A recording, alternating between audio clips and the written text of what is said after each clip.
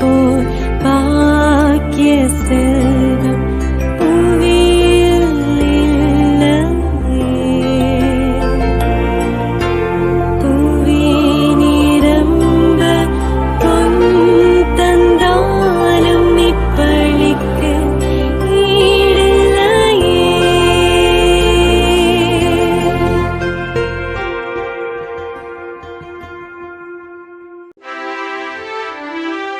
தந்தை மகன் தூயாவியாரின் பெயராலே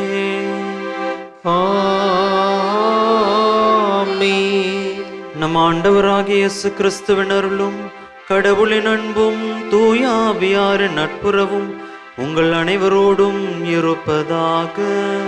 உம் ஆன்மாவோடும் இருப்பதாக. இயேசுவில் பிரியமானவர்களே, பொது காலம் 20ஆம் வாரத்தின் வெள்ளிக்கிழமை திருப்பலியில் நாம் பங்கெடுக்க வந்திருக்கின்றோம். இன்று தாயாம் திரு அவை நினைவு கூறக்கூடிய புனித 10ஆம் பயஸ் அவர்கள். இவர் திருத்தந்தையாக இருந்தவர். இத்தாலி நாட்டிலே 19ஆம் நூற்றாண்டில் வாழ்ந்த புனிதர். ஒரு ஏழ்மையான குடும்பத்தில் பிறக்கின்றார். ஆனால் இறை ஞானம் பெற்றவராய் மறை வல்லுனராய் திரு அவைக்காக பல்வேறு உழைப்புகளை தந்திருக்கின்றார். இவர் 1904ஆம் ஆண்டு திருத்தந்தையாக உயர்த்தப்படுகின்றார். இவர் திரு அவைக்கு செய்த பணிகள் பல்வேறாக இருக்கின்றது. இவரை தான் நாம் நற்கருணை திருத்தந்தை என்று அழைக்கின்றோம், இளைஞர்களின் திருத்தந்தை என்று அழைக்கின்றோம், பீட பணியாளர்களின் திருத்தந்தை. மறைக்கல்விக்கு மிகுந்த ஆற்றல் தந்து மறைக்கல்வி போதனைகளில் மறைக்கல்வி ஆசிரியர்களுக்கு பல்வேறு அறிவுரைகளை தந்திருக்கின்றார். திரு அவையிலே இருக்கக்கூடிய சட்டங்களை ஒழுங்குபடுத்தி இருக்கின்றார். திரு அவையின் திருவழிபாடுகளில் புத்துணர்ச்சியை ஏற்படுத்திய ஒரு திருத்தந்தையாக இருக்கின்றார்.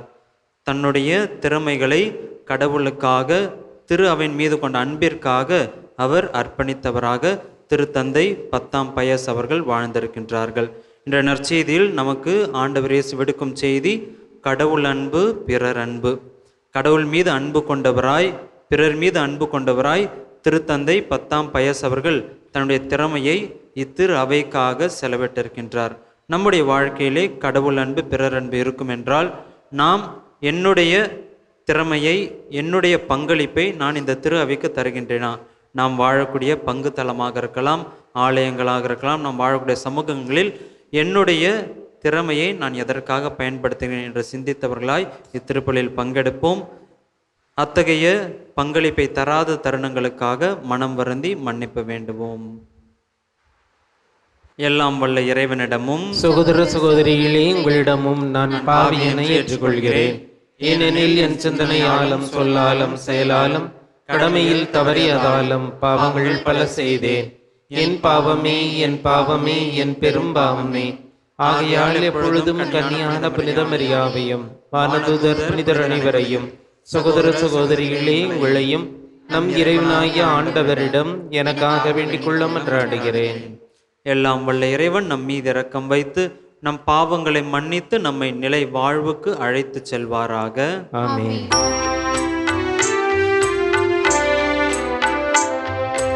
ஆண்டவரே இரக்கமாயிரும். ஆண்டவரே இரக்கமாயிரும். கிறிஸ்துவே இரக்கமாயிரும். கிறிஸ்துவே இரக்கமாயிரும். ஆண்டவரே இரக்கமாயிரும். ஆண்டவரே இரக்கமாயிரும்.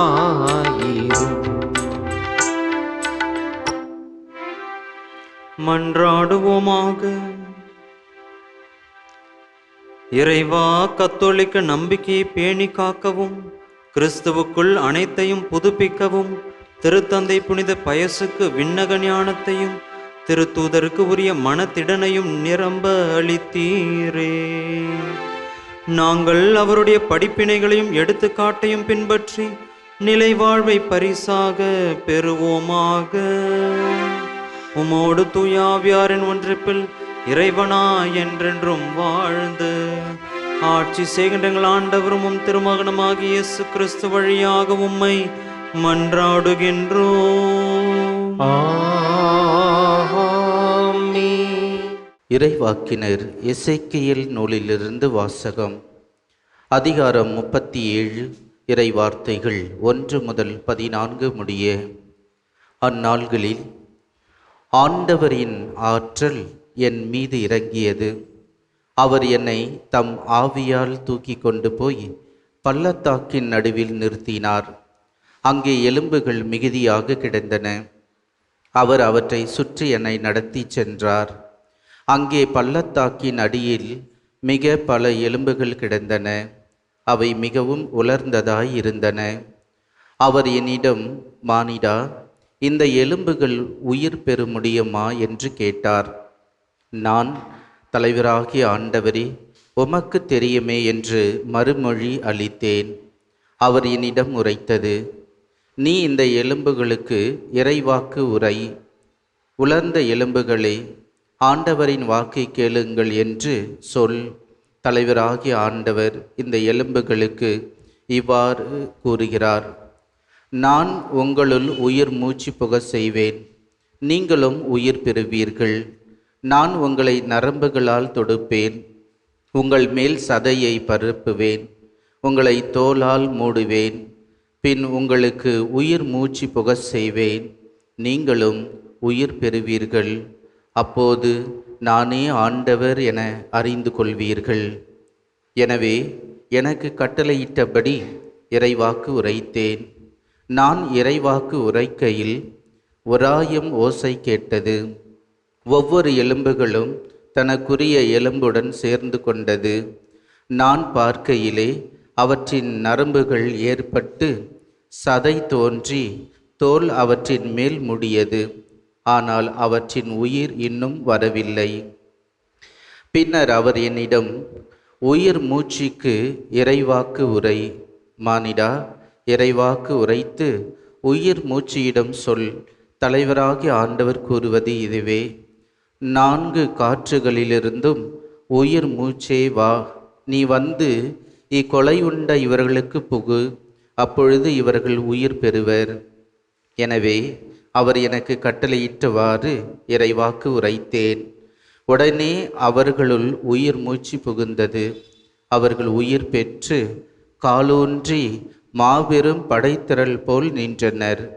அவர் மேலும் என்னிடம் கூறியது, மானிடா, இந்த எலும்புகளுள் இஸ்ரேல் வீட்டார் அனைவரையும் குறிக்கும். அவர்களோ, எங்கள் எலும்புகள் உலர்ந்து போயின, எங்கள் நம்பிக்கை அற்று போய்விட்டது, நாங்கள் துண்டிக்கப்பட்டு விட்டோம் என சொல்கிறார்கள்.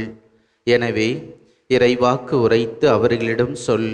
தலைவராகிய ஆண்டவர் கூறுவது இதுவே, என் மக்களே, இதோ நான் உங்கள் கல்லறைகளை திறக்கப் போகிறேன். உங்களை உங்கள் கல்லறையிலிருந்து மேலே கொண்டு வருவேன். உங்களுக்கு இஸ்ரேல் நாட்டை திரும்ப கொடுப்பேன். அப்பொழுது என் மக்களே, நான் உங்களை கல்லறைகளை திறந்து உங்களை அவற்றிலிருந்து வெளியே கொணர்கையில் நானே ஆண்டவர் என்பதை அறிந்து கொள்வீர்கள். என் ஆவியை உங்கள் மீது பொழிவேன், நீங்களும் உயிர் பெறுவீர்கள். நானும் உங்களை உங்கள் சொந்த நாட்டில் குடியமர்த்துவேன். ஆண்டவராகிய நான் உரைத்தேன், நானே இதை செய்தேன் என அப்பொழுது அறிந்து கொள்வீர்கள் என்கிறார் தலைவராகிய ஆண்டவர். ஆண்டவரின் அருள்வாக்கு. இறைவனுக்கு நன்றி.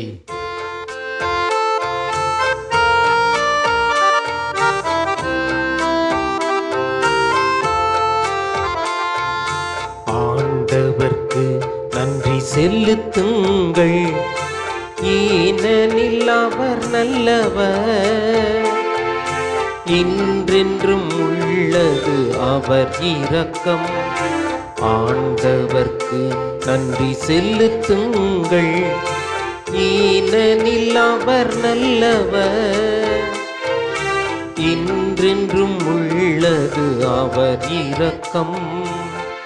ஆண்டவரின் பேரன்பை முன்னிட்டு மானிடர்களுக்கு அவர் செய்த வியத்தகு செயல்களை முன்னிட்டு அவர்கள் அவருக்கு நன்றி செலுத்தச் செல்வார்கள். ஏனெனில் தாகமுற்றோர்க்கு அவர் நிறைவளித்தார், பசியுற்றோரை நன்மையால் நிரப்பினார். ஆண்டவர்க்கு நன்றி செலுத்துங்கள், ஏனெனில் அவர் நல்லவர், இன்றென்றும் உள்ளது அவர் இரக்கம்.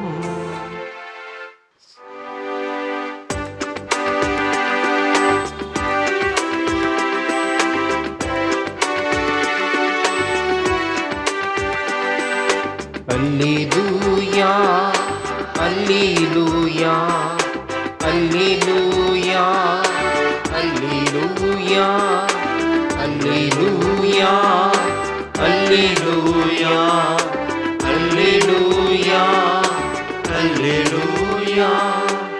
ஆண்டவரே, உம் வழிகளை எனக்கு கற்பித்தருளும், உமது உண்மை நெறியில் என்னை நடத்தி எனக்கு கற்பித்தருளும்.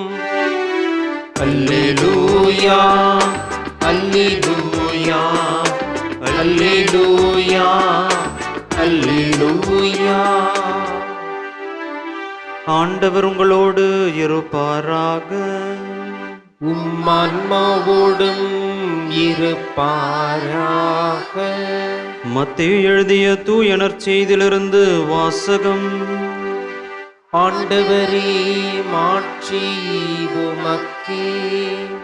அதிகாரம் 22, இறை வசனங்கள் 34 முதல் 40 முடிய. அக்காலத்தில் இயேசு சதுசேயரை வாயடைக்கச் செய்தார் என்பதை கேள்விப்பட்ட பரிசேயர் ஒன்று கூடி அவரிடம் வந்தனர். அவர்களிடையே இருந்த திருச்சட்ட அறிஞர் ஒருவர் அவரை சோதிக்கும் நோக்கத்துடன், போதகரே, திருச்சட்ட நூலில் தலை சிறந்த கட்டளை எது என்று கேட்டார். அவர், உன் முழு இதயத்தோடும் முழு உள்ளத்தோடும் முழு மனதோடும் உன் ஆண்டவராகிய கடவுளிடம் அன்பு செலுத்து, இதுவே தலை சிறந்த முதன்மையான கட்டளை. உன் மீது நீ அன்பு கூர்வது போல உனக்கு அடுத்திருப்பவர் மீதும் அன்பு கூர்வாயாக என்பது இதற்கு இணையான இரண்டாவது கட்டளை. திருச்சட்ட நூல் முழுமைக்கும் இறைவாக்கு நூல்களுக்கும் இவ்விரு கட்டளைகளே அடிப்படையாக அமைகின்றன என்று பதிலளித்தார். ஆண்டவரின் அருள்வாக்கு. கிறிஸ்துவே, உமக்கு புகழ். வயது முதிர்ந்த தந்தை ஒருவர் வாழ்ந்து கொண்டிருந்தார். அவரை பார்த்து கொள்வதற்கு யாருமில்லை, அவருடைய அன்பான மகளை தவிர. நாளடைவிலே அந்த தந்தை தன்னுடைய நினைவாற்றலை இழந்து விடுகின்றார். அப்பொழுது தன் மகள் வரும்பொழுது அவர் கேட்கக்கூடிய கேள்வி, நீ யார் என்ற கேள்வி கேட்பார். அந்த மகள் புன்னகையோடு தன் தந்தையிடம் சொல்வார், அப்பா, நான் தான் உங்கள் மகள் என்று. மீண்டுமாக மறுபடியும் அந்த மகள் வரும்பொழுது இந்த தந்தை கேட்கக்கூடிய கேள்வி, நீ யார் என்று கேட்பார். அந்த மகள் மீண்டுமாக அதே புன்னகையோடு, அப்பா, நான் தான் உங்களுடைய மகள் என்பார். ஒவ்வொரு நாளும் அதே கேள்வி, நீ யார்? ஒவ்வொரு நாளும் அதே புன்னகையோடு அதே பதில் அந்த மகளிடம், அப்பா, நான் தான் உங்கள் மகள் என்று. அருகில் இருந்த தோழி அந்த மகளிடம் கேட்கின்றார். அவர்தான் நினைவாற்றல் இழந்து விட்டதால் அதே கேள்வியை மீண்டும் மீண்டும் கேட்கின்றார், நீ யார் என்று. நீயும் ஏன் அதே பதிலை சொல்லி கொண்டிருக்கிறாய் என்று. அப்பொழுது அந்த மகள் அழகாக சொல்கின்றார், அவர் நினைவாற்றல் இழந்து விட்டதால் என்னை ஒவ்வொரு முறையும் புதிதாக பார்க்கின்றார். ஆனால் அதை தான் நான் அவரிடம் கற்றுக்கொள்கின்றேன். நான் நினைவாற்றல் கொண்டிருந்தாலும் ஒவ்வொரு நாளும் நானும் அவரை புதிதாக பார்க்கிறேன், புதிதாக அன்பு செய்கிறேன் என்றாராம். இயேசுவில் பிரியமானவர்களே, அன்பு ஒரே செயலை எத்தனை முறை செய்தாலும் அதில் சலிப்படையாது. 100 முறை ஒரு செயலை செய்தாலும் 100வது முறை செய்யும் பொழுதும் அதை முதல் முறை செய்வது போலவே செய்வதுதான் உண்மையான அன்பு. ஏனென்றால் உண்மையான அன்பு அங்கு செய்யக்கூடிய செயலை பார்ப்பதில்லை, மாறாக அங்கு இருக்கக்கூடிய அந்த அன்புக்குரிய மனிதரை பார்க்கும். எனவேதான் அன்பு சலிப்பை என்றுமே தருவதில்லை என்கின்றோம். இயேசுவில் அன்பார்ந்தவர்கள், இன்றைய நற்செய்தியில் கடவுள் நமக்கு விடுக்கும் செய்தி கடவுள் அன்பு, பிறர் அன்பு, இந்த இரண்டும் நம்மிடையே இருக்க வேண்டும் என்பதுதான். அன்பை பற்றி நாம் பேச வேண்டும் என்றால் பல்வேறு செய்திகளை நாம் பகிர்ந்து கொண்டே இருக்கலாம். இன்றைய தினத்திலே அன்பை பற்றிய ஒரு முக்கியமான பரிணாமத்தை உங்களிடையே விட்டு செல்ல நான் விழைகின்றேன். அன்பு கடந்த காலத்தை கிளறாது. அன்பு கடந்த காலத்தை கிளறாது. அன்பு எதிர்காலத்தை கணக்கு போடாது. அன்பு நிகழ்காலத்தை இனிமையாக்கும். அன்பு என்றுமே கடந்த காலத்தை கிளறாது, எதிர்காலத்தை கணக்கு போடாது. அன்பு நிகழ்காலத்தை இனிமையாக்கும். அன்பார்ந்தவர்களே, நாம் பல நேரத்தில் நம்முடைய குடும்பத்திலே இது ஒரு பிரச்சனையாகவே இருந்து கொண்டிருக்கும். நாம் அன்பு செய்யக்கூடிய நபர்கள் ஏதேனும் சண்டை ஏற்பட்டால் பல நேரத்தில் நாம் பழையவற்றை குத்தி காட்டி கொண்டு நம்முடைய அன்பில் இருந்து நாம் விலகி கொண்டே இருக்கின்றோம். இன்னும் ஒரு சிலர் எதிர்காலத்தில் நிகழப்போகின்றவற்றை, பலனை குறித்தோ அல்லது எதிர்காலத்தை குறித்தோ அந்த அன்பை உதாசீனப்படுத்திக் கொள்கிறார்கள். ஆனால் நிகழ்காலத்தில் அன்பு இனிமையாக்குகின்றது. அன்பர் இயேசு இதற்கு சிறந்த உதாரணமாக இருக்கின்றார். ஆண்டவர் இயேசுவை மறுதலித்தது யார்? பேதுரு. 3 முறை மறுதலித்தார். ஆனால் இயேசு உயிர்த்தெழுந்த பின்பு பேதுருவிடம் தோன்றி அந்த மறுதலித்ததை பற்றி ஏதேனும் ஒரு வார்த்தை பேசினார் என்றால் கட்டாயம் இல்லை. கடந்தது கடந்ததுதான். நீ ஏன் என்னை மறுதலித்தாய்? என்னோடு தானே இருந்தாய் என்று பேதுருவை அவர் கேள்வி கேட்கவில்லை. மாறாக அவர் கேட்டது, நீ என்னை அன்பு செய்கிறாயா? என் ஆடுகளை பேணி வளர் என்று 3 முறை மறுதலித்ததற்கு 3 முறை அந்த அன்பை முன்னிலைப்படுத்துகின்றார் அன்பர் இயேசு. நம்முடைய வாழ்க்கையிலும் இதை தான் நாம் மையப்படுத்த வேண்டும். இன்றைய முதல் வாசகத்தில் பார்த்தோம் என்றால் எதிர்நோக்கு, நம்பிக்கையோடு இருப்பதற்கான ஒரு சிறந்த எடுத்துக்காட்டாக எசேக்கியேல் இறைவாக்கினர் புத்தகத்திலிருந்து வாசித்தோம். உலர்ந்த எலும்புகளுக்கும் ஆண்டவர் இயேசு, ஆண்டவர் உயிர் தருகின்றார். உலர்ந்த எலும்புகளுக்கும் ஆண்டவர் உயிர் தருகின்றார். இறந்து போன ஒரு நிகழ்வாக இருக்கின்றது. ஆனால் அதற்கு மீண்டுமாய் உயிரளிக்கக்கூடிய ஒன்றாக நம்மிடையே நம்பிக்கையை தருகின்றார். நம்முடைய வாழ்க்கையிலும் இந்த உறவுகளில் அன்பு இல்லை என்று இறந்து போன ஒரு நிலை, தோய்வுற்ற ஒரு நிலையை நாம் காணலாம். ஆனால் நம்பிக்கையோடு இருந்தோம் என்றால் அவர்கள் மீண்டும் திரும்பி வருவார்கள் என்ற நம்பிக்கையோடு இருந்தோம் என்றால் நம்முடைய அன்பிலே நாம் நிலைத்திருக்க வேண்டும். அவங்க எப்படி தான் இருந்தாலும் பரவாயில்ல, என்னுடைய இயல்பு நான் அன்பு செய்து கொண்டே தான் இருப்பேன். இறுதி வரை சலிக்காமல், அவர்களுடைய கடந்த காலத்தை யோசிக்காமல் என்னுடைய அன்பை நான் அவர்களிடம் செலுத்தி கொண்டே தான் இருப்பேன். அவர்கள் எப்படிப்பட்டவர்களாக இருந்தாலும் சரி, எனக்கு எதிராக துரோகம் செய்திருந்தாலும் சரி, நான் என்னுடைய அன்பிலிருந்து விலகி போக மாட்டேன். கடவுள் அன்பை பார்த்தோம் என்றால் அதுதான் உண்மை. கடவுள் நினைத்தார் என்றால், நாம் செய்யக்கூடிய செயல்களை வைத்து அவர் கணக்கு போட்டார் என்றால் அவர் நம்மை அன்பு செய்யாமல் இருக்கலாம். ஆனால் கடவுளுடைய அன்பு என்பது நீ எத்தகைய நிலையில் இருந்தாலும், நீ எத்தகைய துரோகம் செய்தாலும், எவ்வளவு பாவம் செய்தாலும் நான் உன்னை அன்பு செய்து கொண்டே தான் இருப்பேன். அந்த கடவுள் அன்பை தான் பிறரிடத்திலும் நாம் செலுத்த அழைக்கப்படுகின்றோம். பிறர் எத்தகைய நிலையில் இருந்தாலும், எப்படிப்பட்டவர்களாக இருந்தாலும் நாம் அன்பு செய்ய அழைக்கப்படுகின்றோம். அன்புக்கு எடுத்துக்காட்டு என்றால் புனித அன்னை தெரேசாவை சொல்வார்கள். அவர் மிகவும் தான் சென்ற இடங்களிலெல்லாம் எடுத்து சென்ற ஒரு கவிதை பகுதி இவ்வாறாக இருக்கின்றது. எனிவே என்ற அந்த ஆங்கிலத்திலே எனிவே என்பார்கள். எப்படி இருந்தாலும் பல நேரங்களில் நியாயமின்றியும் தர்க்கமின்றியும் சுயநலத்தோடும் நடந்து கொள்வார்கள். அவர்களை எப்படி இருந்தாலும் அன்பு செய்யுங்கள். நீங்கள் அன்போடும் இரக்கத்தோடும் நடந்து கொண்டால் உங்கள் பின்னால் ஏதோ சுயநோக்கம் இருக்கிறது என்று மக்கள் உங்களை குற்றம் சாட்டலாம். எப்படி இருந்தாலும் அன்பு செய்யுங்கள். நீங்கள் வெற்றி பெற்றால் போலியான நண்பர்களையும் உண்மையான எதிரிகளையும் சம்பாதிக்க நேரிடலாம். எப்படி இருந்தாலும் அவர்களை அன்பு செய்யுங்கள். நீங்கள் மன அமைதியையும் மகிழ்ச்சியும் கண்டடைந்தால் சிலர் உங்களை மகிழ்ச்சியை கண்டு பொறாமைப்படலாம். எப்படி இருந்தாலும் அவர்களை அன்பு செய்யுங்கள். எப்படி இருந்தாலும் அவர்களை அன்பு செய்யுங்கள். ஏனெனில் இறுதியில் கணக்கு கொடுக்க வேண்டியது உங்களுக்கும் கடவுளுக்கும் இடையில்தான். சுருங்க சொல்ல வேண்டும் என்றால், அவர்கள் உங்களை மறந்தாலும் நீங்கள் நன்மை செய்யுங்கள். அவர்கள் உங்களை புரிந்து கொள்ளாவிட்டாலும் அன்பு செய்யுங்கள். அவர்கள் உங்களை காயப்படுத்தினாலும் அன்போடு மன்னியுங்கள்.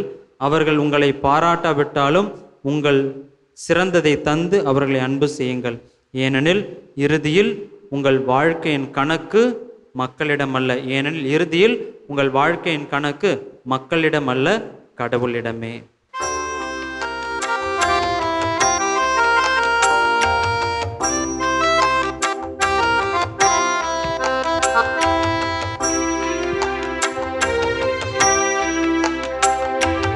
அன்பு அமைதி ஆசி வேண்டி பலியை தாருங்கள்.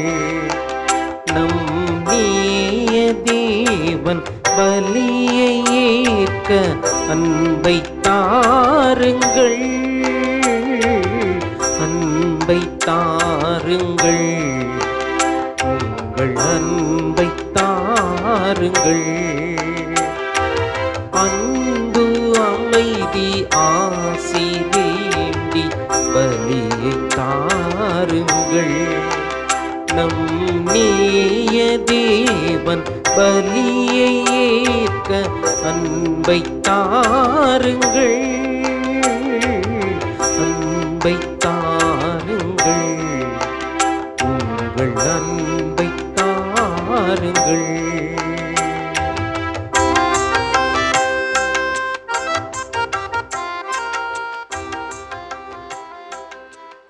அன்புமிக்க சகோதர சகோதரிகளே, என்னுடையதும் உங்களுடையதுமான இப்பலி எல்லாம் வல்ல தந்தையாக இறைவனுக்கு ஏற்றதாகும்படி மன்றாடுங்கள். ஆண்டவர் தமது பெயரின் புகழ்ச்சிக்காகவும் மாட்சிக்காகவும் நமது நன்மைக்காகவும் புனித திரவி அனைத்து நலனுக்காகவும் உமது கையில் இருந்து இப்பலியை ஏற்றுக்கொள்வாராக.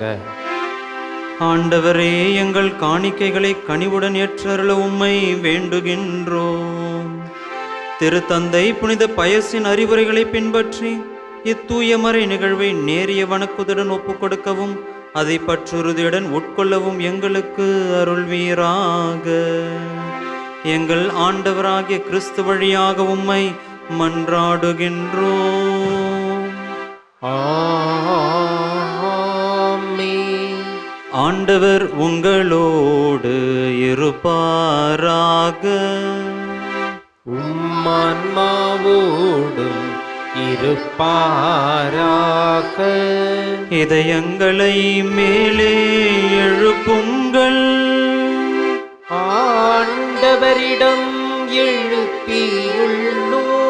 நம் இறைவனாகிய ஆண்டவருக்கு நன்றி கூறுவோம். அது தகுதியும் நீதியும் ஆனதே.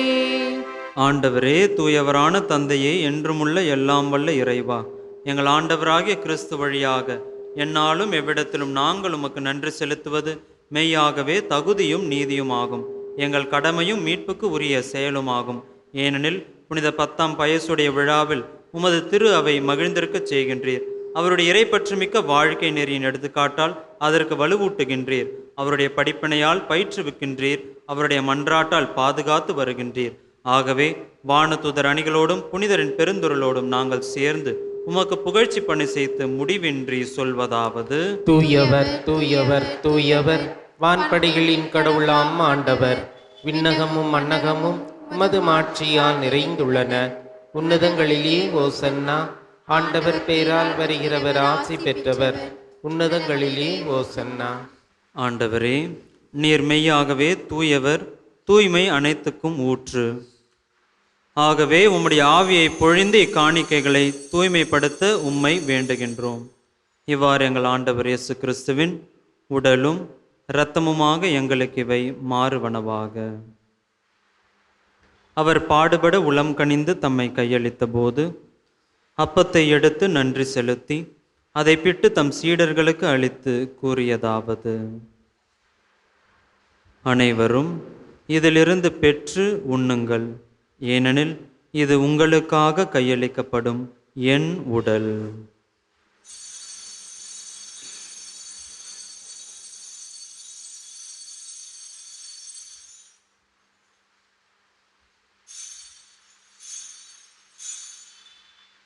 அவ்வண்ணமே இரவு விருந்தை அருந்திய பின் கிண்ணத்தையும் எடுத்து மீண்டும் உமக்கு நன்றி கூறி தம் சீடர்களுக்கு அளித்து அவர் கூறியதாவது: அனைவரும் இதிலிருந்து பெற்று பருகுங்கள், ஏனெனில் இது புதிய நிலையான உடன்படிக்கைக்கு உரிய என் இரத்தத்தின் கிண்ணம். இது பாவ மன்னிப்புக்கென்று உங்களுக்காகவும் பலருக்காகவும் சிந்தப்படும். இதை என் நினைவாக செய்யுங்கள்.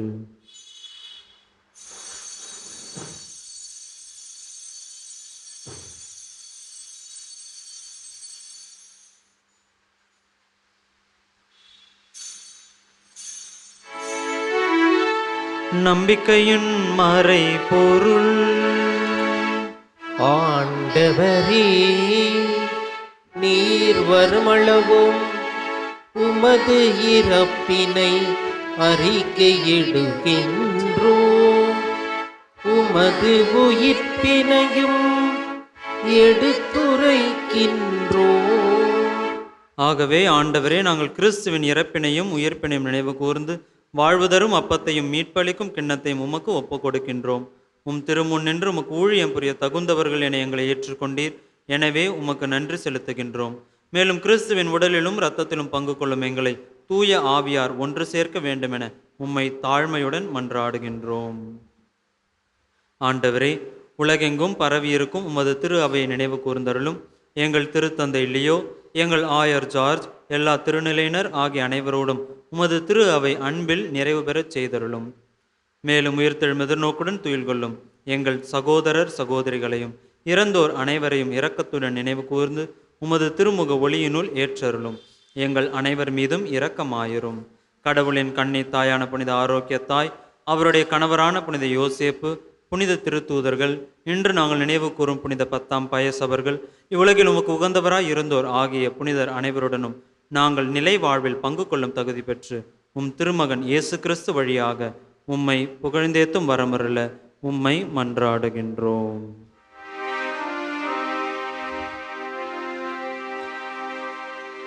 இவர் வழியாக இவரோடு இவரில் எல்லாம் வல்ல இறைவனாகிய தந்தையே, தூயாவியாரின் ஒன்றிப்பில் எல்லா புகழும் ஆட்சியும் என்றென்றும் உமக்கு உரியதே. ஆமென், ஆமென், ஆமென்.